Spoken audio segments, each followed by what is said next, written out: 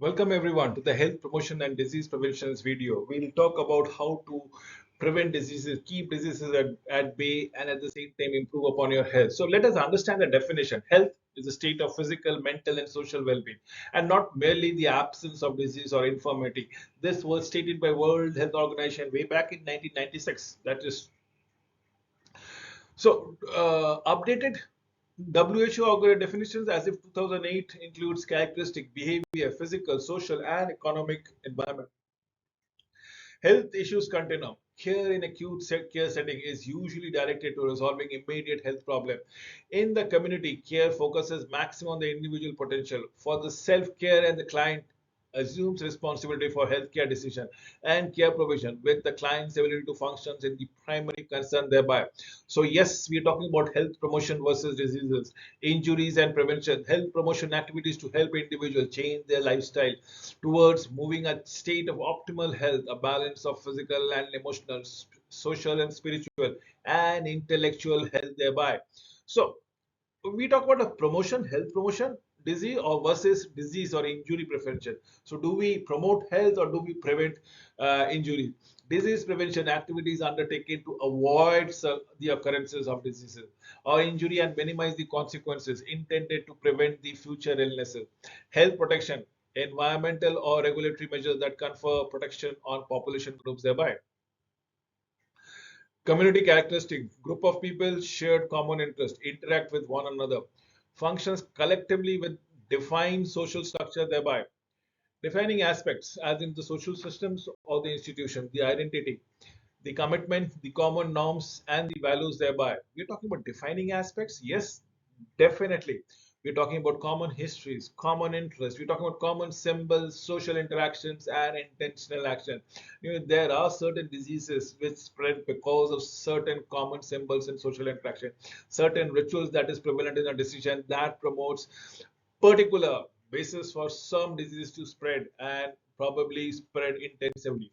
So population health arose from the limitation of individual-oriented care for improving the health of the population group, defined as the highest level possible level of health in a population, distribution of health among the members, as in the average health of the members.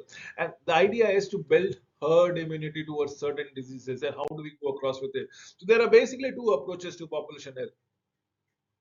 One is to focus on the health status of the population. Next is to distribute specific summary indicators of health, as in what is the way you got to go around it, what is the capacity of your lungs, what should be our eyesight, till how many years of age you can work on your own and probably run a kilometer a day completely without any mental or health fatigue. Distribution of health indicators in that population, as I keep on saying, these are nothing but descriptive approaches thereby. Now let me talk about the second approach, the analytical approaches. It's broad factors influencing health, probably your ECG report, probably your blood pressure, probably your sugar, something called broad factors about a general population. What is the occurrences? Identifies factors contributing to the health indicators, as if this community belongs, has a high blood pressure or has a high blood sugar kind of intake. Why so? Because of some food habits, because of their lifestyle. We need to have those direct interventions to improve those health status thereby. Characteristics of the healthy community is ability to foster dialogue among residents, promote communication, promote community leadership, engage in actions based on shared vision, embrace diversity among the residents thereby. And this is how we want to go around it. We need to talk about healthy communities. We need to talk about the needs. We need to talk about the assets. We need to talk about the requirement, link residents to community resources, foster a sense of responsibility and cohesion, change and adapt to the changing circumstances, manage. Remember, manage conflict collectively, and it becomes, once you manage conflict collectively, it becomes much more effective in the process. So safe transportation, schools, neighborhood, as in accident, clean air and environment, well-equipped parks, open spaces, and organized recreation. We're talking about high quality mixed income housing, well-stocked grocery stores with nutritious food offering, clean streets that are easy to navigate, well-kept home, organized multicultural community programs, social services, neighborhood councils, and other opportunities for participation in community life, available and accessible to primary care. Now, what are we talking about in population health? We are talking about historical, control of epidemics and communicable diseases, sanitation and quarantine. We talk about mid 1900s, it was all about prevention of diseases, immunization, personal behavior changes as the case might be. So look how things have been changing as far as the health train. Historically, we are looking for sanitation and probably quarantine and getting separated from the diseased people and things like that. But in 1990s, it was all about getting immunizations and probably taking appropriate behavior changes. As of today, what is we looking into? We're talking about social justice. We're talking about healthy environment, assesses the resources and the need for the health as the case might be. Three levels of population healthcare: the primary, the secondary, and the tertiary. Again, three levels of population healthcare: the primary, the secondary, and the tertiary. Primary prevention is promoting general optimal health and prevent illness. Action occurs prior to the illness or disease. Absolutely, it's proactive. Increases resistance to the illness, decreases or eliminates the cause of health problem, foster a healthy environment thereby. What about the primary prevention? Generalized health promotions and specific protection against diseases. It precedes diseases or dysfunctions and is applied to generally healthy individuals or groups thereby. Examples, we are talking about educations about health, accident, poisoning, prevention, what to do, what not to do, the to-dos and not to-do list, standards of nutrition of growth and development of for each stage of life. Exercise requirements, stress management, protection against occupational hazard thereby. We talk about the immunizations. Yes, we talk about the risk assessment for a specific disease. Family planning, services and marriage counseling.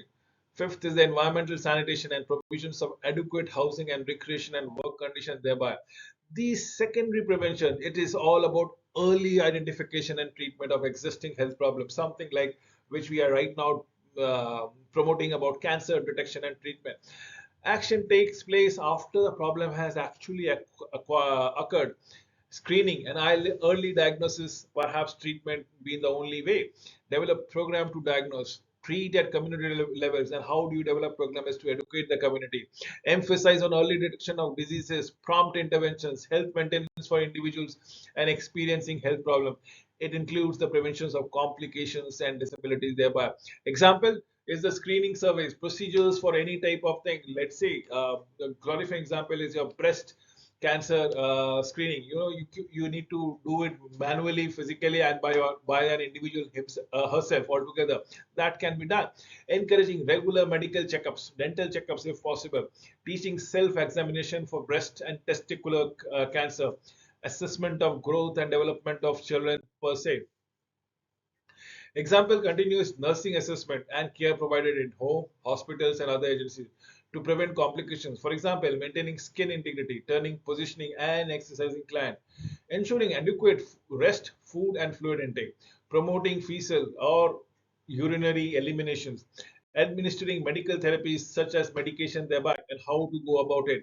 We come to the third prevention: return client to the highest level of function, absolutely active, prevent recurring health problem, prevent further deterioration of health.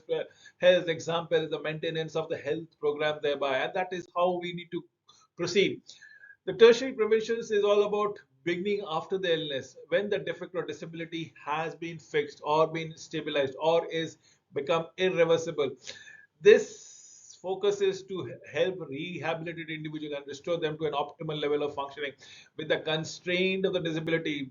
Now you are going to survive with the disease in your as an alternative modes of survival and probably having a good quality of life at the same time. So referring a client as an example who has had colostomy to a support group, perhaps teaching a client who has diabetics, blood sugar, to identify, prevent complications or insulin administration at home on your stomach, referring a client with a spinal cord injury or to a rehabilitation center to receive training that can use the maximum use of rehab remaining facilities. With this, we need to understand how we can go around it. It is all about a slip disc problem that often restrict a person's movement, but with the slip disc, a person can take not only reinvent himself or herself, probably enjoy normal life to a larger extent. With this, I come to an end of this video.